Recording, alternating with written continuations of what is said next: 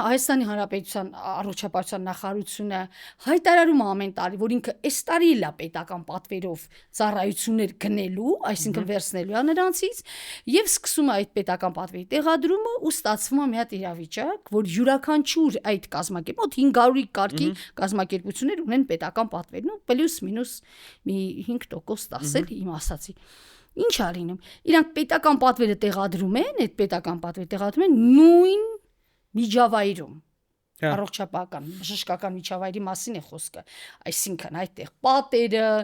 հագեցվածությունը, կադրը, չէ, բոլորը միջավայր, նույն միջավայրում, նույն ինտելեկտուալ հնարավորություններով մարդիկ իրականացնում են նույն ծառայությունը տարբեր գներով։ Չէ՞, մեխանիզմ ձեզ ասում, տարբեր գներով եւ տարբեր եւ ստացվում է, ասենք, դուք ինչպես եք ասում, ես վիրահատել եմ, այսքան եմ ստանում, այսինքն ստացվում է, ինձ ներողություն եմ խնդրում բոլոր բժիշկներից, ներողություն եմ խնդրում, ես ինքս 18 տարի բժշկաբուժական գործեր եմ զբաղվել, վիրահատվել, վիրահատություններ եմ իրականացրել, ես նույն համայնքի մեջ եմ, ձեզանից եմ, բայց այսօր անկեղծ եմ ասելու,